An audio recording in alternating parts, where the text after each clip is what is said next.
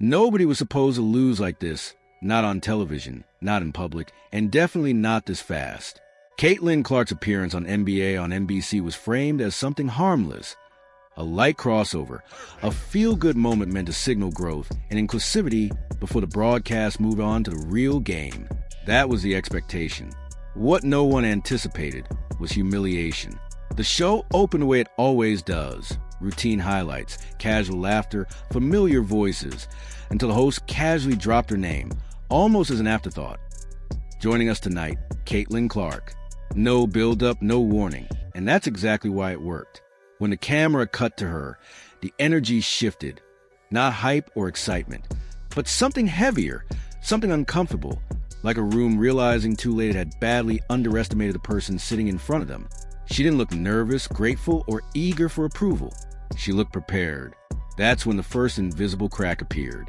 She spoke calmly and clearly, breaking down plays before the replays even rolled, spotting defensive rotations the analysts missed, explaining decisions without hesitation, never forcing intelligence, never overtalking, just knowing. Viewers felt it instantly. Social media didn't respond with jokes. Help with the NBA. The NBA has been helping the WNBA since its existence. Why not? And it's fine that Caitlyn didn't want to do her first one in the NBA. I understand that, but what L. Duncan was doing was trying to make it seem like it was a gender, a sex war. Like, get out of here, man. It's not about that. And we know who is the most popular player right now in men's and women's basketball is Caitlyn Clark.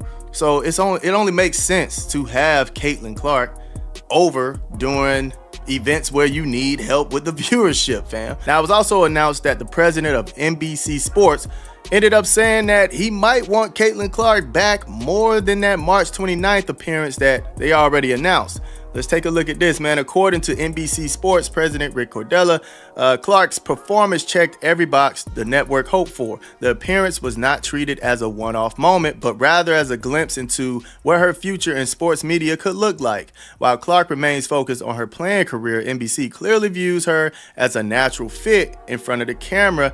And because questions turn into attention, and attention turns into power, league offices started checking the numbers. At first casually, then repeatedly, then nervously, because the early metrics didn't make sense. The viewership wasn't just good, it was historic. Segments involving her held audiences far longer than expected.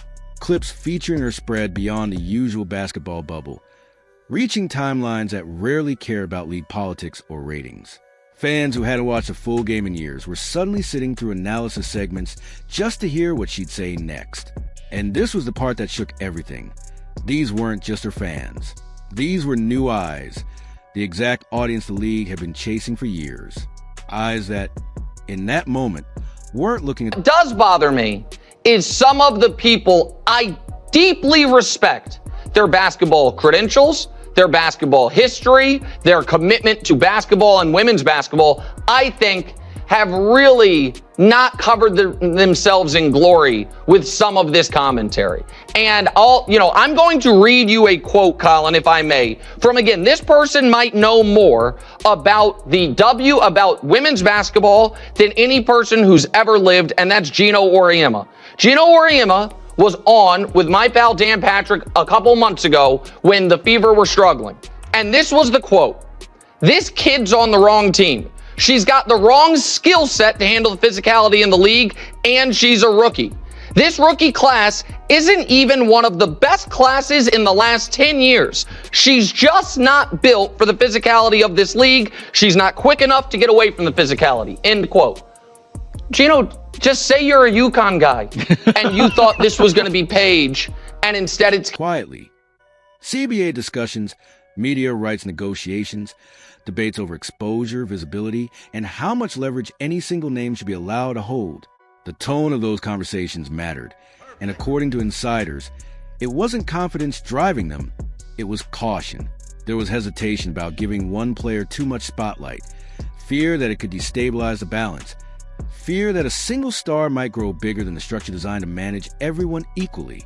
That fear became ironic overnight, because on NBC there was no structure, no leash, no pacing, no waiting your turn, just performance. And performance doesn't care about negotiations. As the week went on, something strange happened.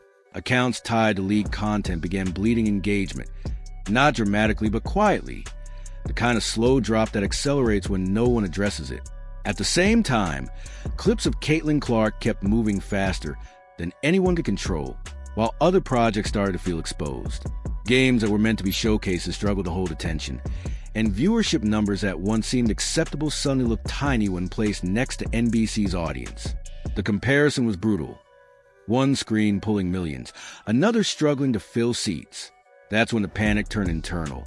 Because panic doesn't scream, it whispers. Closed-door meetings, late-night calls, language shifting from strategy to damage control. And then the documents leaked. Milestone for NBA on NBC Sports. Lakers-Knicks. 4.5 million viewers on NBC plus Telemundo. 5 million peak audience. Most watched regular season Sunday night NBA game since 2002, excludes Christmas Day. Sunday night NBA games. Now, a Sunday night NBA, is that ABC included, or the ABC games Saturday night games from back in the day? Let me know in the comment section below. I believe there were some ABC Sunday night games, if I remember correctly. Most watched regular season Sunday game since 2018, all Sunday windows. Most watched game of the season across all networks, excludes Tip-Off and Christmas Day. Thunder Nuggets average 2.9 million viewers, NBC plus Telemundo. Sunday night basketball, 2-game average, 3.7 million viewers. Let's get into what the executives over there at NBC had to say. NBC Sports leadership weighs in. Rick Cordella spoke positively about Clark's debut, noting that she... Not all of the documents were explosive, but they were enough. Enough to show hesitation, enough to reveal fear of leverage, enough to expose how badly the moment had been misread. Fans didn't need context. They filled in the blanks themselves. The story became simple. They didn't believe in her. That's when old comments resurfaced. Things said months earlier, sometimes casually, sometimes dismissively. Statements that once felt normal now felt personal. Not because Caitlyn Clark reacted, because she didn't. She stayed silent. And silence in moments like this is devastating. While she said nothing, the numbers kept speaking. Every appearance outside the league structure pulled more attention. Every NBC clip widened the gap. Every quiet league broadcast felt like confirmation of what fans were already thinking. They followed the star, not the system. And inside leadership circles, the realization landed hard. Control had slipped. We're going to get into that very shortly. Caitlyn Clark, her NBC, the numbers for that game have finally been released. The executives over there already speaking very highly of her. Is there a potential position in the future? Are they going to be expanding her role? More appearances to come? We're going to be talking about that as well. Let's get straight into it. Like the video, let me know your thoughts in the comments section below, and subscribe to the channel. That would mean so much to me. 21,490 people.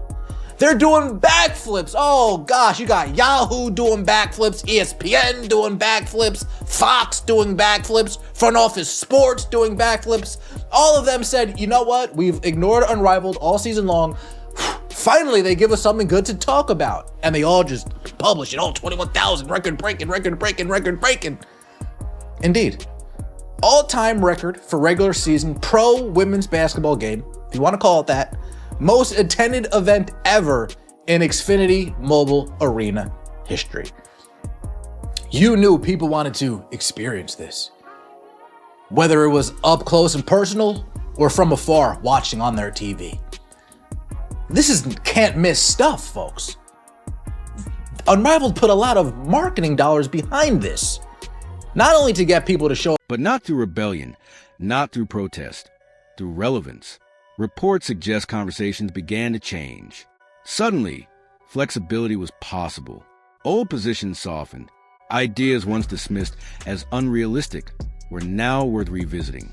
Timing mattered, though, and this timing was humiliating, because from the outside it looked like begging, not strategy. Begging. The fans saw it. The media felt it.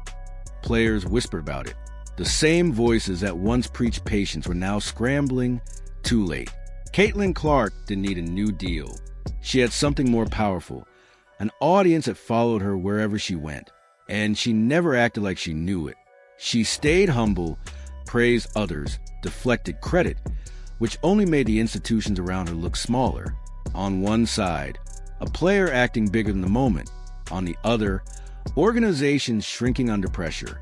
That's when everyone finally understood what had happened. She didn't break records to make a point. She broke them because she was ready when opportunity appeared. And in doing so, she shattered something else.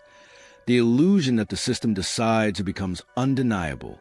Because once the audience decides, negotiations matter less. Once attention moves, it rarely returns.